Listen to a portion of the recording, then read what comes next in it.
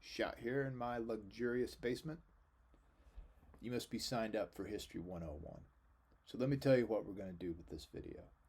The video is an informal, obviously, way of me attempting to accelerate your understanding of how the class is going to work. Everything that I'm going to cover, and I'm going to try to limit this to 30 minutes. Everything that I'm going to cover in the next 30 minutes is already on the course website. But maybe it makes it just a little bit easier for you to understand things, having heard it once, or maybe you've already read it and you need to hear it. And there's a couple of issues that continually come up that I want to make sure I talk about. So, one, maybe you just kind of want to see what your professor looks like. And two, let's take a look at what the Canvas website looks like. That's going to be your basic interface for the course. And let's take a look at what your syllabus looks like. And then I'll just address other stuff as we go. And then finally, I'm shooting this fall 2021 with the intention of using it for a couple of years into the future. So if you're watching this into the future, watch out for Skynet. If you're watching this into the future, just ignore the dates, okay? I'm not going to emphasize that in the video, but maybe you see some of it. All right, here we go. Canvas. College switched over to Canvas last year. It's actually way nicer than what we used to use. Maybe at certain points in some of the other videos I've shot previously, you hear me refer to Blackboard. You know the deal. We've switched over. So this is the home page. This should be what it looks like for you. The main issue on the home page here for you, not issue really, is I've got your exam dates all set up. So again, if you're watching this in your exam dates might be slightly different than this, so check your home page. But the whole point is that every time you log into this class, it ought to be telling you these are when the big shows are. Organize around it. All right. On the getting started, I'm going to come back to this in just a second. I'm going to start at the bottom. The quick links, mostly this is stuff that eLearning put in for me. You guys have probably seen it in your other class, so I just left it there. Learning modules, we'll get to that in a second. That's where the week-to-week stuff is that you do. Course resources, that's really looking at the Writing Center, student counseling for stress management, things like that. I've got a few course Q&A stuff, there's some frequently asked questions, course announcements, all right. All that stuff also is right up here, right? Course announcements, the syllabus, I'll get to that, the modules. The discussions maybe don't even need to be there because you have access to all the discussions through the modules, and maybe by providing this link it's just confusing, but I provided it anyway so you can see that stuff. Your grades, you're always going to be able to check out your grade. We'll talk a little bit about your grades in this class in a minute. The Google Drive I should probably just make disappear. We're not going to use it, not that I know of, but I just left it there. So anyway, that's what your home page looks like. Now, if you haven't done anything with the course yet, the announcement, first day of class, everything you need to know to get started. All right? And probably many of you found this video through that particular email. So make sure that you read it. I'm actually going to change a couple of things up on this, shooting the video, right? New videos. But the big thing is familiarize yourself with Canvas if you don't know anything about Canvas. Play with the website, make sure you know where things are. Check out the course syllabus, make sure you understand how things are supposed to go. Don't forget the here is the deal document. And maybe I'll go over that in this video, maybe I won't. But it's sort of the syllabus part 2. It's just me breaking a few different things down to you. And there you go. Those are the old videos, right? They'll look different by the time you see it. So let's talk about the syllabus. And just so you kind of know what the course is, what the course is about, what some of the expectations are. I'm not going to go through every single thing in the syllabus, but I'll go through a few things. So the course is asynchronous online. What does that mean? It means that we don't have, Zoom meetings. You don't have a time you're supposed to be here, but you do have weekly deadlines, and I'll talk about those in a minute. So it's not necessarily a do it at your own pace. Most of this information up here is how to contact me. Okay? For emails, please use the inbox function on Canvas. It provides a record for you that you sent the email to me. It provides a record for me. That's the easiest thing. The other thing is my other LCSC addresses, they get so much junk mail that sometimes your mails get identified as spam. So this is the best way to contact me. This is my phone number to the office. Frankly, it's just going to go straight to a voicemail, which is fine because the voicemail bounces to my phone. Okay, so I'll see it. My office is 315 Spalding Hall, but it is way easier to enjoy some of the benefits of the 21st century and use my virtual Zoom office. And I'll talk about that in a minute, but my Zoom office number is right there at 617-792-2281. I am happy to meet with you almost whenever, right? I mean, it just makes it more convenient.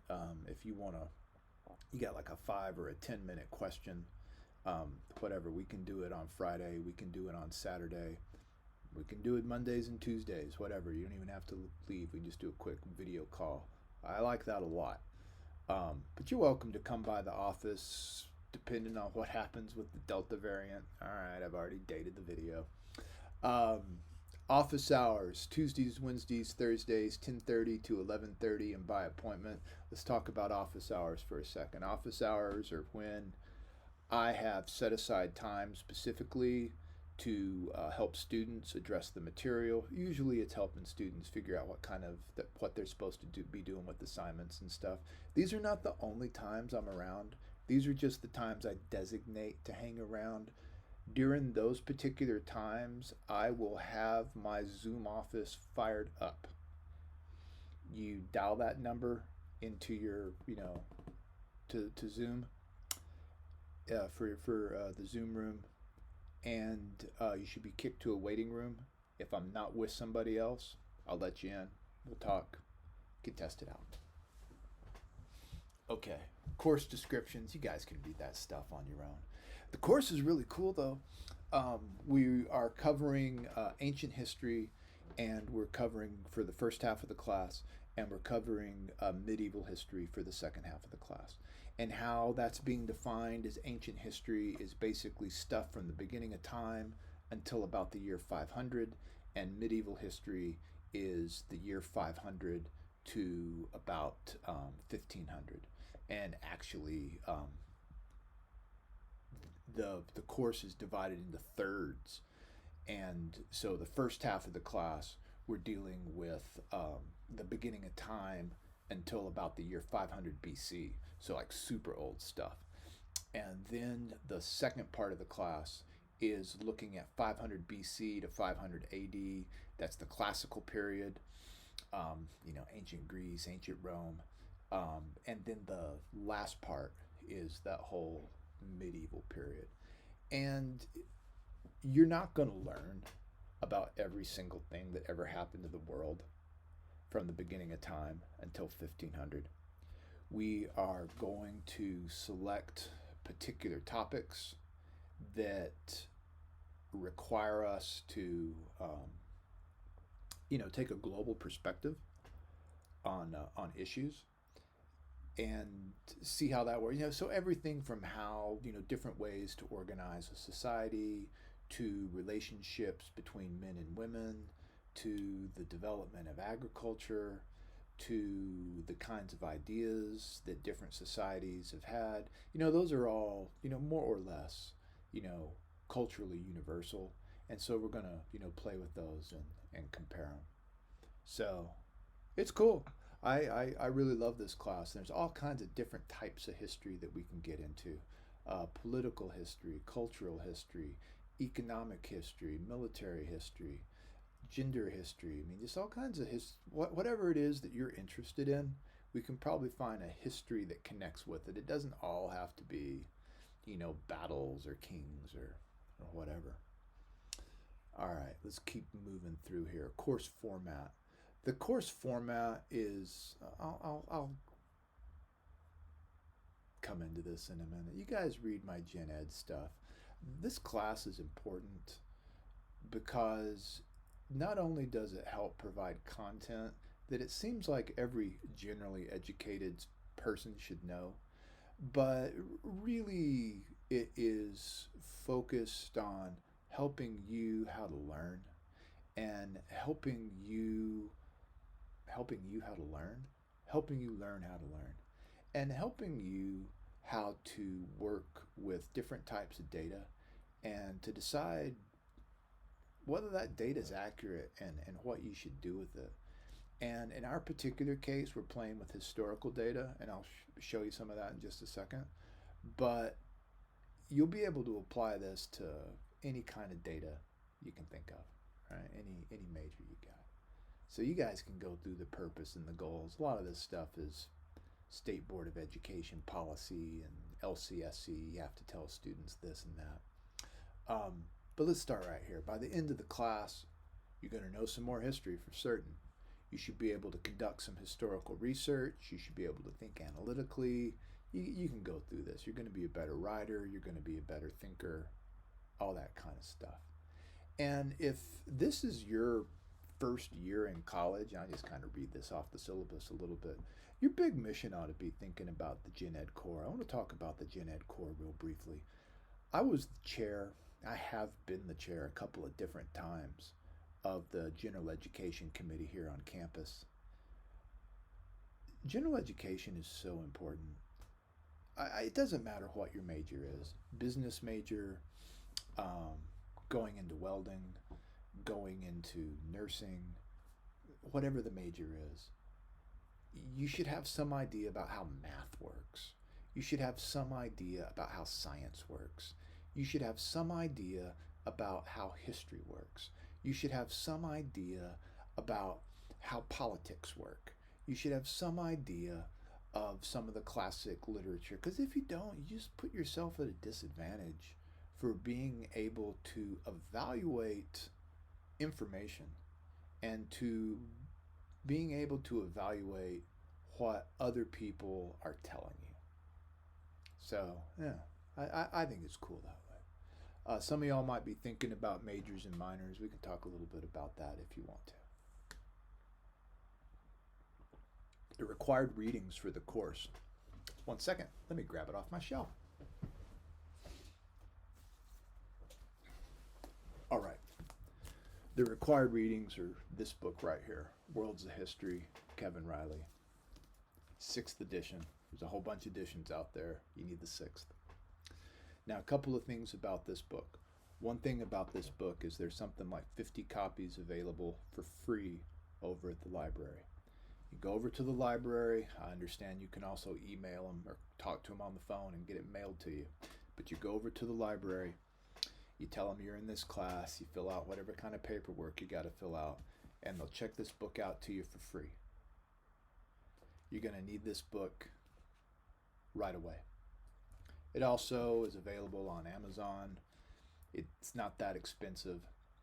It used to be available digitally to rent dirt cheap, although when I checked it a little bit ago, I didn't see it. But if you find it, feel free. This is the only book you need for this class. I might throw some other stuff at you once in a while that you can get through the internet. But this book is really cool, and it's a different kind of book. So here's what happens with this book. This book is an edited book, and we're not necessarily going to read it from beginning to end.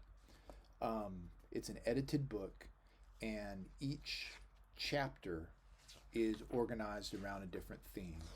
So we'll just, start with the, chapter 1, it's the easiest one. Chapter 1, ask this question. about the relationship between men and women. And the question is patriarchy, right? The idea that, men have more or less always been in charge. True or false? Have they always been in charge? Or was there a particular point in time in which a patriarchy emerged? So there's a question for us to deal with. And then there's 5 different documents. Some of them are primary sources, stuff from the time under study. Some of them are secondary sources, stuff that historians like myself write. That's the data. Data from the primary sources, data from the secondary sources, and then you come up with some ideas about answers to the question. And our entire class is going to be based on document discussions. You're talking about the documents in this book. You're talking about the data in this book. That's how we're going to operate our discussion boards. That's what your exams are going to be over. That's the whole point of the class, is to talk about the stuff. Whoa, there we go. Talk about the stuff in this book. All right. This reference study guide about the praxis, if you're doing a secondary education certification for history, the material in this class is covered on one of your exams. So grab a praxis exam. That's just to highlight, to warn people that such a thing exists. Some additional stuff, how to email your professors, the writing center. We'll just kind of keep on moving through things here. Grading and evaluation. Let's talk about this for just a second. Your grades in this class are not based on some grand point total. I do a weighted grading scheme.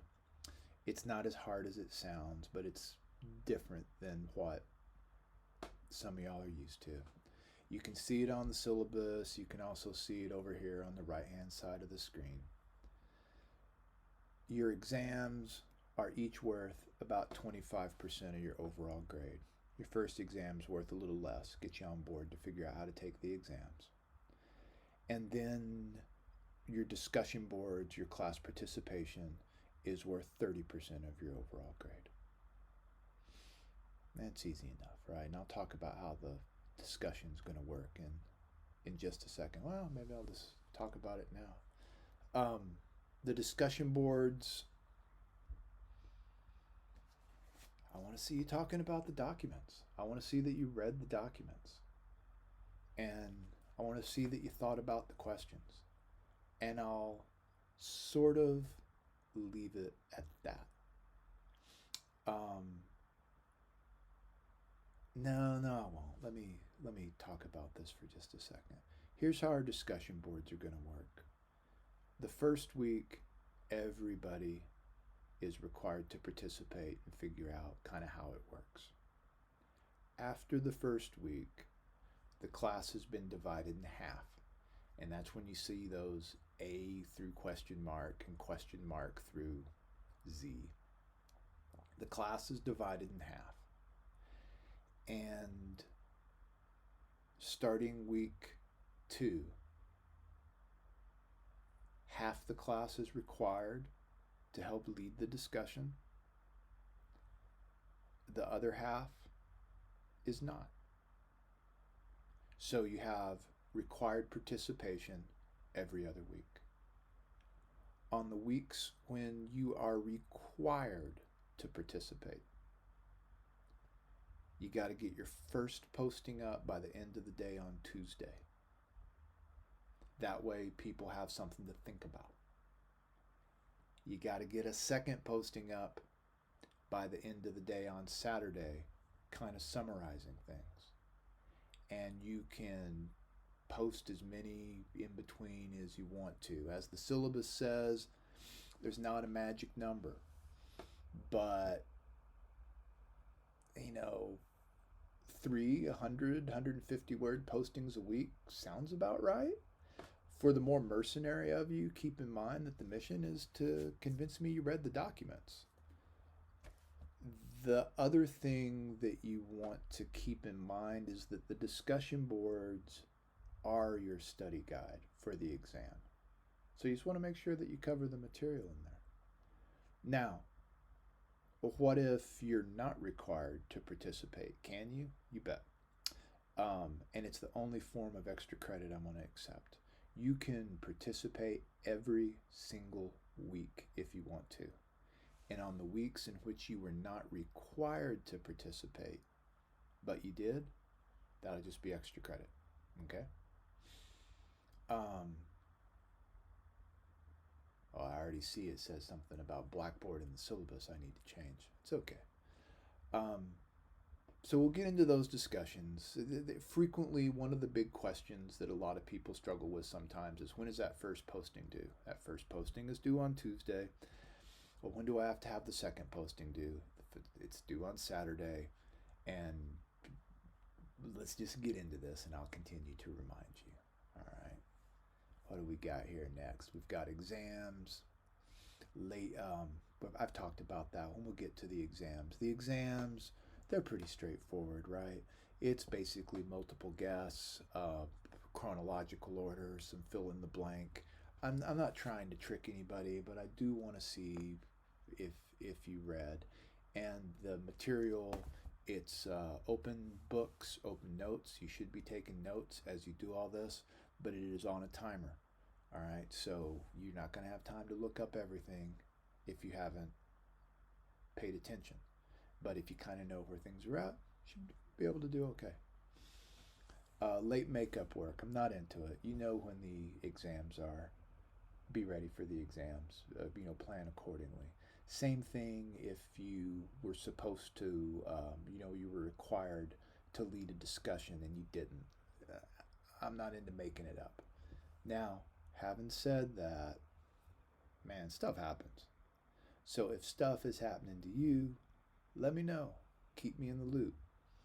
Maybe we can work some things out. But stuff can't happen to you every single week. And don't let this be you. Every semester, there is someone who basically forgot about this class until about week 4, right when the first exam is about to happen, and contacts me wanting to know, like, what can I do? It's like, nothing. You haven't been to class for 4 weeks. All right. Keep me in the loop though, man. All kinds of things happen. Okay. The schedule is easy enough. The main thing you need to know is that week 1, everybody's involved in a discussion. And I'll show that to you in just a minute. And then week 2 is a little bit tricky because we got 2 different things going on, and then everything smooths out. All right, so that's the syllabus. This is the schedule, but really the better schedule is right here with the modules. Let me show you this stuff. 7 minutes to go. I'm going to try. Okay, modules.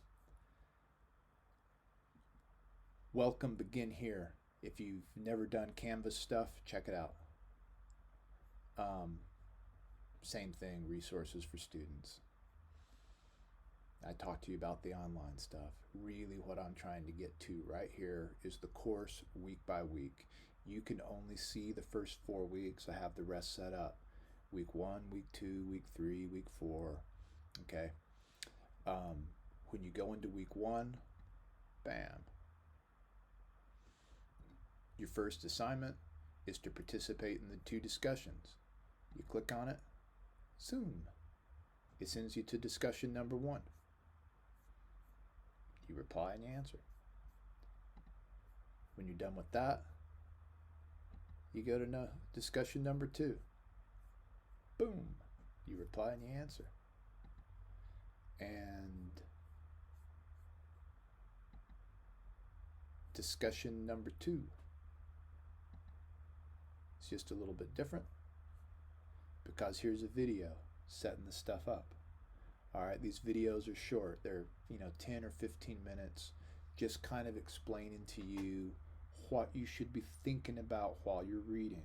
So pay attention to them.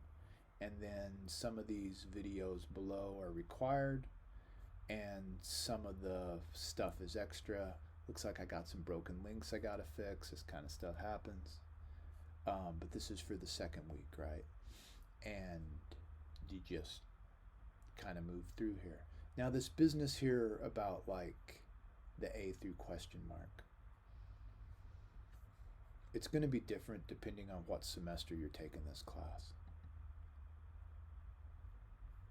But in the announcements, there's a thing.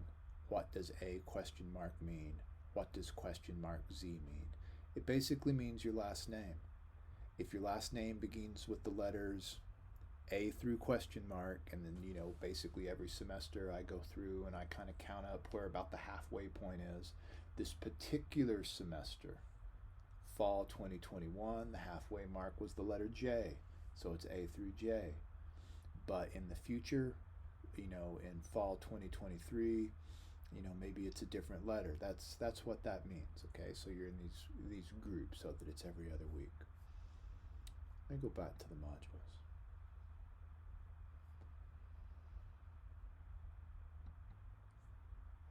Week 3, same kind of thing, right? Looks like I gotta fix some links. But you've got a video setting up what you're supposed to read. Got the stuff that you read. Take notes while you do it. You click on the button. You go to the discussion. You participate in the discussion. And it's easy enough. At least it all seems that way to me. All right. 26 minutes. I'm not convinced that we've actually talked. Let's talk about one more thing. Underneath the course syllabus in Canvas, they give us this course summary stuff that kind of functions as a bit of a to-do list. They're kind of cool. So if it helps you stay on track, great. I think I have everything set up for it. But the big thing that you want to keep in mind is that it's got our discussions, right, due at the end of the day on Saturday. But remember, if you're required to lead that discussion, you are required to have your first postings to try to kick it off up by the previous Tuesday. And it was just kind of a headache to try to set all that up. Anyway.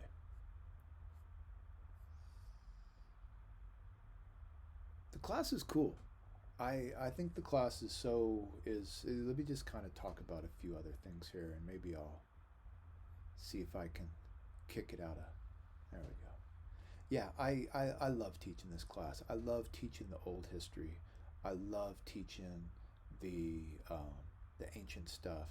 I love teaching the medieval stuff.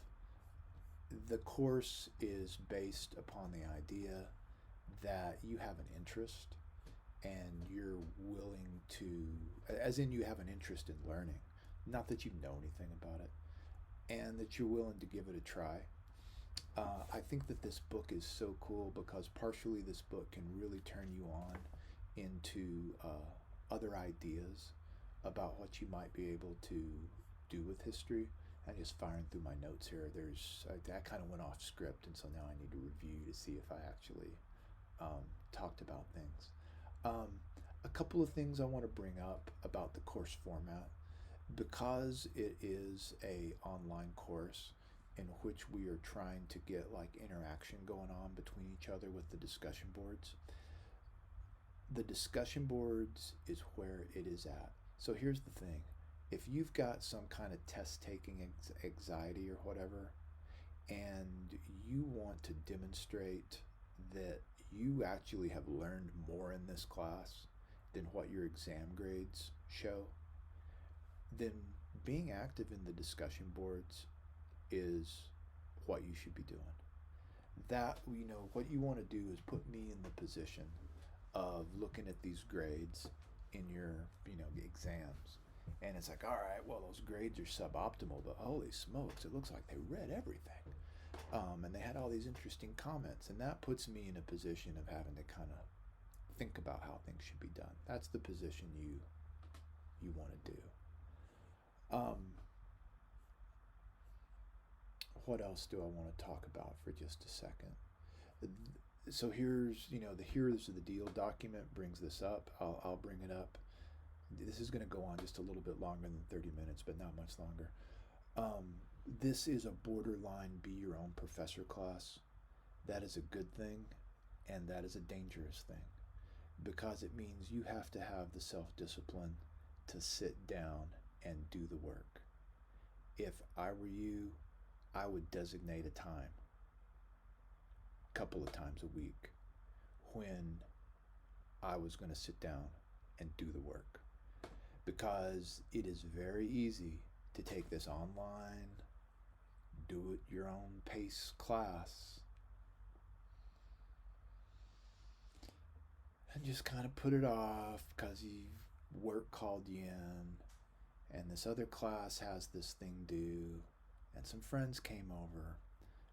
I would structure a time when you work on this class a couple of different times a week. And let me just tell you straight up, this book right here, you're probably not going to want to sit down and try to read every document at a shot.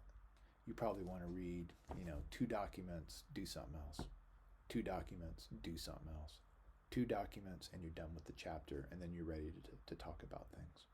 Because reading some of these sources is trickier than you might think, just in the sense that they are, primary sources, or they're talking about stuff that you're unfamiliar with. All right. Expectations, real quick. You know, when I was an undergrad, I was told to plan to spend, roughly 3 hours doing homework, preparing for class every week for every hour I was in class. This is a 3-hour class. So if you use that formula, you should set aside about 9 hours. Now,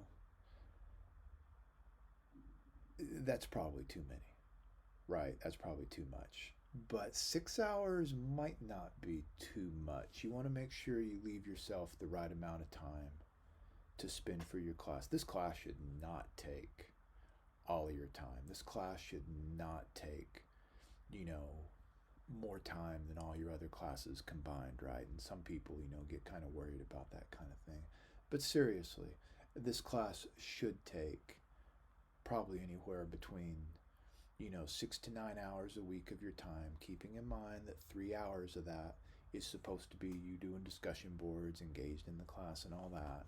Probably, another 3 to 6 hours a week reading this stuff, thinking about it. I don't know, but it's a gauge for you, okay?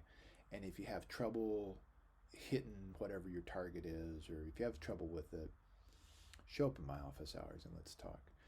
I don't feel like this video has been the most structured. However, I shot it so many different times. I'm just rolling with this. And you guys get in there, take care of those first day exercises. I'm excited about this class. I hope you're excited about this class. You are always welcome to email me, show up in my Zoom office, ask tons of questions, especially early in the semester. So that you really understand what you're supposed to be doing. You guys check all that stuff out.